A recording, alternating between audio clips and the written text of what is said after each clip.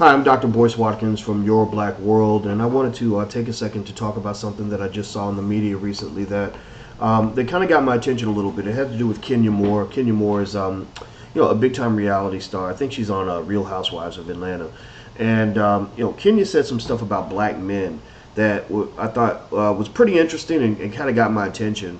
And it kind of left me a little bit concerned about the perception that many people have about black men. The very racist idea that black men are simply just ill-equipped to survive or be successful in this world. The perception of black men that sort of judges us without considering the hurdles that black men have to endure in a society that's designed to destroy them. But a lot of this really goes back to slavery, because the black man was always broken down and emasculated in front of his wife and his children so that they could not look up to him, they would not respect him. And you see that trend continue today, particularly when you hear people talk about the dating pool. Here's what I saw from Kenya, and I'm going to read a little bit of what she said so that she doesn't get misquoted. And then I'm going to kind of talk about this in a broader context. She says that she's talking about dating. She says that for black women, we just have to be open because there's not a lot of eligible bachelors that are black for us to choose from anymore. If you take away the ones that are gay in jail, this is a real issue. Statistics show why we don't have the choices. You take the ones that are gay in jail, don't have a job, the ones that are already married, and the ones that are dating and marrying outside our race. What do you have left? You don't have much to choose from. The nicest thing is that you have options. And so she continued to go on and talk about interracial dating as kind of the catch-all solution to this dating problem that Kenya Moore is having, because apparently she's so horribly unattractive that no black man on earth would ever want to date her. No decent black man who's not gay or in jail, because all of us are gay, all of us are in jail, all of us hate black women, all of us are unemployed. I'm kidding, I'm being silly. Obviously I don't feel that way, and I don't fit those categories, but I know people who do. And so one of the things that's really interesting about this is, first and foremost, I think that I'll start by saying that and I'm a father, so of girls, and when I talk to my girls about dating, one of the things I do tell them is that I think it's okay to fall in love with who you want to fall in love with. I'm not going to get mad at you for bringing home a white boy. I will get mad at you for bringing home a loser or a dude that doesn't treat you well. But if the guy happens to be white and you fall in love and he treats you well, I'm going to support that and respect that as much as I would any other relationship. So I don't think anybody disagrees with the idea of Kenya Moore dating outside her race. But there's a couple of issues I think that should be laid on the table for consideration when you think about what Kenya said and put it into that context. First and foremost, people talk about how hard it is out here for black women, and I've heard that repeatedly, and I certainly agree with that. It's really hard out here for black men. I mean, really, really hard out here for black men. I know guys that did all the right things, that didn't go to jail, that aren't gay, who went to law school or medical school or got a PhD, and still have a hard time finding jobs because a lot of white people aren't looking to hire black men. So if you're only judging black men based on the white man's criteria of what it means to be a good man, based on how much money he makes or whether or not he's been incarcerated, then you're going to end up missing a lot of the point, because guess what? The white man stigmatizes black men from an early age. He stigmatizes him in elementary school when he's in the second, third grade and starts to get treated a certain way, starts to get uneducated or miseducated, and not prepared to really go into the society and be successful. So that black man who might have done some time in prison, maybe he got caught up on a drug charge when he was 18 years old because he was hustling trying to pay some bills, and got a 30-year sentence or 20-year sentence for that, even though if he were white, statistics show he wouldn't have got that sentence. I think it's fundamentally, patently unfair to look at that and to stigmatize him permanently without considering the context of the society within which he operates. Many black men who go to prison, not all, but many of them are what you would call prisoners of war or political prisoners.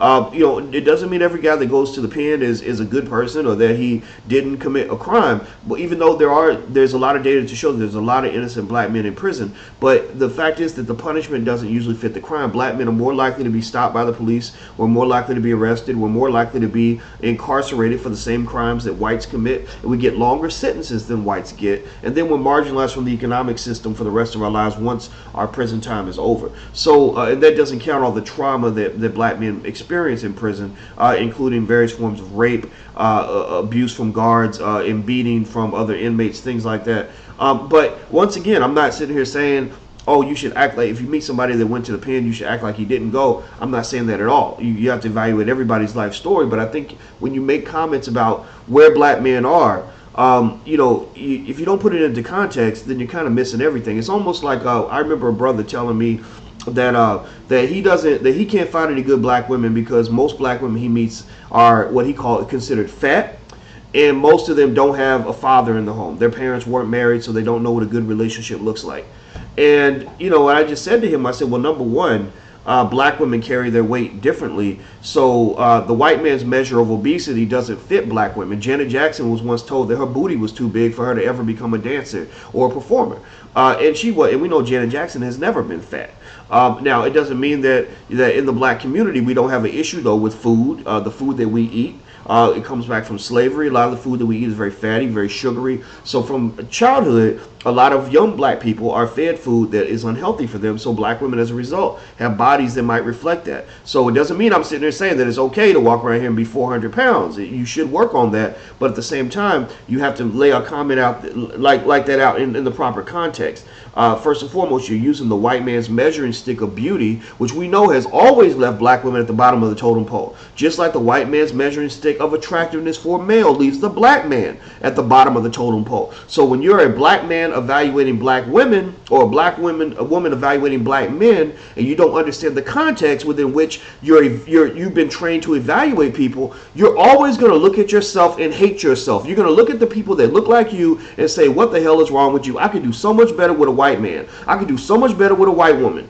And again, going back to what I said about the brother who said that a lot of black women don't come from stable families. I said, well, do you understand how the war on drugs destroyed black families? Do you understand that there were 1.5 million black men? There are 1.5 million black men missing from the black community right now because many of them, they're not dead.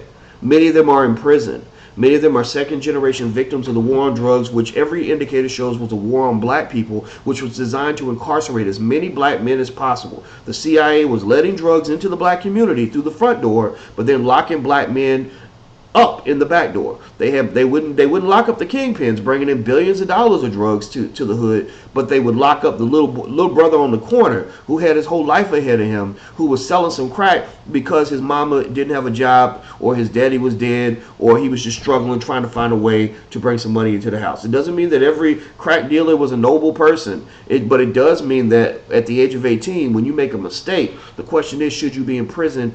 Should you pay the rest of your life for that mistake? I don't think the answer is yes. I just don't. But then again, maybe we disagree. But anyway, so going back to Kenya Moore, here's the thing about Kenya Moore that I find so interesting.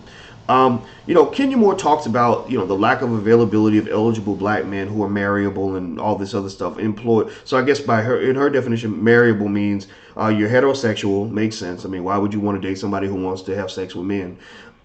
You have a job, which makes sense to a point. I mean, not so much a job. One of the reasons I actually promote entrepreneurship amongst young black men is to say these white men ain't hiring you, brother. They're not giving you opportunities, and when they hire you, they treat you like a dog. They spit on your face. They underpay you. You're gonna be abused and emasculated. We have to learn how to have our own businesses. Just because you can't run a business doesn't mean you can't own a business. So get with your homies, save up some money, stack some chips, let somebody else run the business, and you become a silent partner. So what else can you say that makes a man eligible? Okay, unmarried, obviously, not in a relationship. Okay, that makes sense. And what else? Not in jail. Okay. So okay, here's what I'll say. I would say I've been in that category. Not right now, but I've been in that category that fits all those criteria. I'm in a relationship now, so that doesn't count. But you then go deeper and you kind of look at that and you say, and not only have I been in that category, but I know a lot of brothers who have been in that category. Good-looking brothers, good guys, all this other stuff. I can say this. Neither I nor many of my eligible, non-gay, non-incarcerated, employed, intelligent, educated friends, many of them would never have considered having a serious relationship with a woman like a Kenya Moore. Because while Kenya Moore is so good at evaluating what she's looking at on the outside, she seems to be very, very poor at evaluating what she's bringing to the table on the inside. She can see clearly how she views the world, but she doesn't see how the world might view her. When you get to the point where you are as beautiful as Kenya Moore, I mean, Kenya Moore, the only thing Kenya Moore is really good at is looking good. That is a beautiful, gorgeous black woman. She's won beauty pageants. She's as pretty as they come. So you can't tell me that thousands and thousands and thousands of men have not, I'm talking about eligible, non-gay, employed men who are not in jail. You can't tell me that thousands of these men have not hit on her throughout the years. So if you've gone through thousands and thousands of these men and you can't find one single black man out of that whole pile that is worthy of being in a relationship with, that means A, you could be too picky, or B, you could be too shallow, or C, the good men that you meet, the men who are really looking for that wife, that lover, that person they can be with for life, they're looking at you and saying, you're not the one.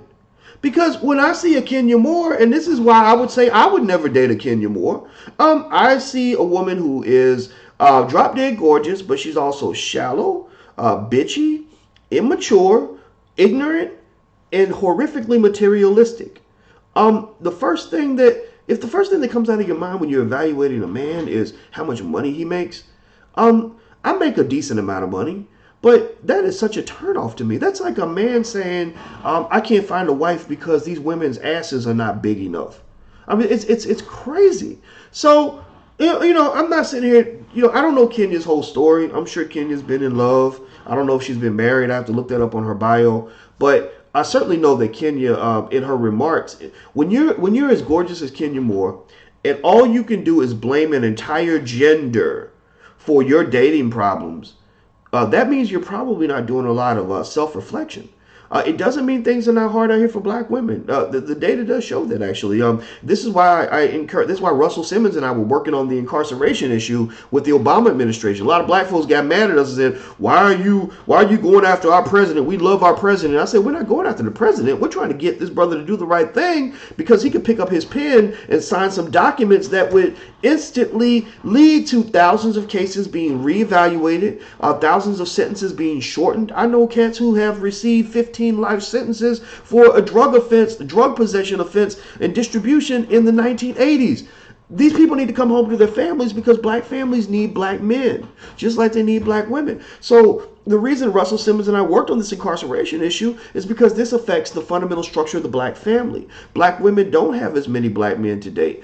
They don't have men to marry as readily as they did before. There was a study that showed that for every 1% increase in the black male incarceration rate, there is a 2.1% decline in the percentage of black women who get married. That article is in The Economist. These are white British people writing about how the incarceration issue in the United States has undermined the dating mating ecosystem of African American people. So now you got people who don't understand all of this. They don't see all this happen in the background. All they do is they look around and say, man, these brothers ain't shit.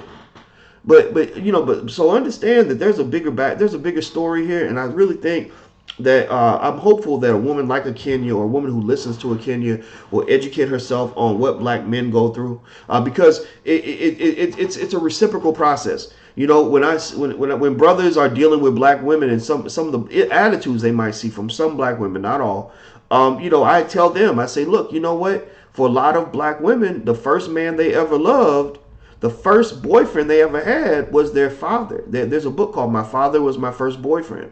I said, so if the first man you ever loved and the first man you ever trust abandoned you, or wasn't there for you, or wasn't in the household for you when you were growing up, then you're going to have a hard time trusting men. And so, you can't date a black woman and love a black woman without understanding the trauma and the experience of a black woman and how that might shape her worldview. So I argue just for the exact opposite when it comes to men.